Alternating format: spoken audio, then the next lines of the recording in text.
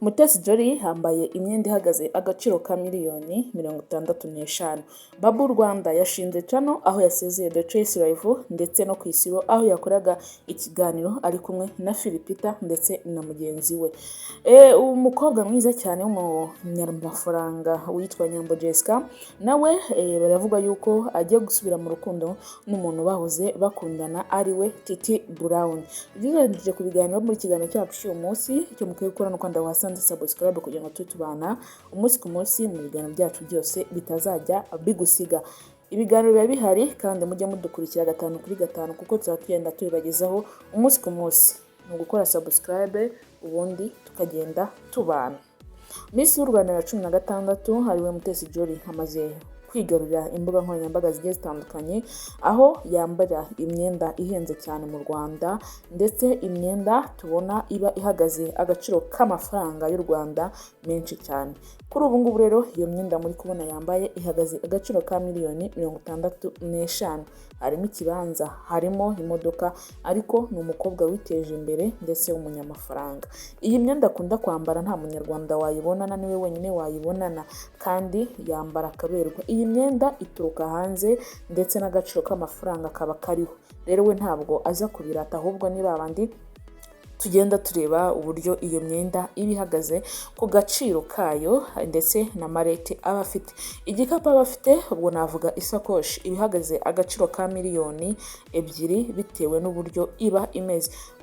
Yambarwa umugabo igasiba undi ndetse na marete zose aba afite niwe wenyine uzifite, ziba ziri unique, nta wundi muntu wenyine wazisangana.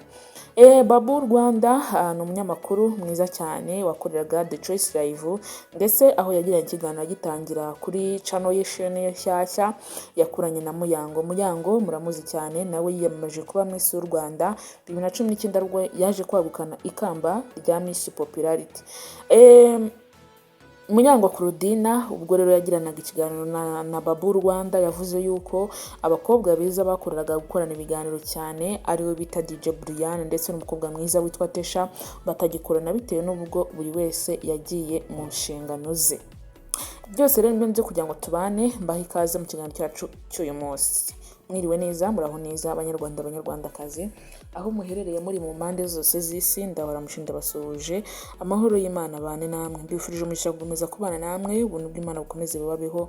Niba utameze neza bitewe n'ubuzima urimo, wagize ibibazo bigiye bitandukanye, wagize imbogamizi nyinshi, dore ko mu buzima tukenera amafaranga. Hari igihe uba ufite amafaranga warangiza ukayabura cyangwa ukayashakisha ukayabura, ariko ndagira ngo nkomeze nkubwira ngo ihangane bizagenda neza. Wagize ibindi bibazo bigiye bitandukanye by'urugo se cyangwa ubuzima, warwaje, wagize ibyago, ndagukomeza nkubwira ngo ihangane, kubabara ntabwo ariko gupfa. Rero njye muri kubana nitwa Joy, umukobwa bakunda cyane kandi uhora ubasengera uko bwije nuko bukeye. Umukobwa muri kubona kuri ekra yanyu ni abakobwa benshi cyane, harimo Miss Mutesi Jolly, hakabamo na Miss Muyango Claudina, hakabamo na Miss Nyambo Jessica. Aba bakobwa biteje imbere bagira ku rwego mpuzamahanga bose, aho ubu ngubu bafite amamodoka yabo abatwara. Mutesi Jolly afite imodoka ihagaze akaciro ka miliyoni zirenga amafaranga y'u Rwanda ibihumbi miliyari, ziri mu bwoko bwa Brabus. Imodoka ya Brabus itungwa n'umugabo igasiba undi kuko ni imodoka ihenze cyane. Uyu Mutesi Jolly yagize imyaka 33 y'amavuko, ni umukobwa w'u Rwanda ushima Imana kandi ushimwa n'abanyarwanda benshi cyane muri rusange. Yiteje imbere ageraho ndetse n'urubyiruko narwo aruhereza amahirwe, aho afite ikigo gifasha urubyiruko ndetse nawe ubwiwe akaba ahesha ishema umwana w'umukobwa kuko nawe ari umukobwa. Muyango Claudina ni umugore wa Kimenyi Yves. Uyu yari nyezamu mu Rwanda, nyezamu w'ikipe ya APR Football Club mu myaka yashize, ariko yaje gusezerera umupira w'amaguru avuga ko atazongera gusubira mu kibuga. Uyu Kimenyi Yves hari saga zigeze kubaho mu minsi yashize, aho uyu Kimenyi Yves yashwanaga n'umugore we Muyango Claudina, baza kuvuga yuko bakoze na divorce, ariko ntabwo babitangaje ngo bavuge yuko bakoze divorce, bo baracecetse, abantu nibo babyivugiye. Muyango Claudina rero yagiranye ikiganiro kigufi cyane ndetse si kigufi cyane n'umugabo witwa Babu Rwanda. Uyu Babu Rwanda yakoreraga The Choice Live ndetse na Isibo, aho yakoraga ikiganiro cya nimugoroba. Kuri The Choice Live yasezeye umubosi we, aho yagiye kwikorera. Bosi we witwa Philipita, abantu benshi baramuzi. Rero Babu Rwanda abantu benshi bamuhaye ikaze kuri chaîne ya YouTube nshyashya, ndetse abantu banamwitaho, baramushyigikira, bakora subscribe ndetse bagenda bamwitaho umunsi ku munsi. Uyu Babu Rwanda yaje kugira abafana benshi ku buryo ubu ngubu chaîne ya YouTube afite aka kanya ihagaze abantu barenga 500,000 bamukurikira, aho yatangaje yuko azajya agezaho ibiganiro bigiye bitandukanye ndetse akabasha kugezaho n'amakuru y'imyidagaduro ndetse n'abantu benshi bamukurikira. Ariko mbere na mbere ikiganiro cya mbere yakigiranye na Miss Muyango Claudine. Abandi bantu tuje kuganiraho ni Titi Brown ndetse na Nyambo Jessica. Murabizi yuko bari ababesto, ariko bivugiye yuko ubu ngubu Nyambo yavuze yuko bagiye gusubira mu rukundo.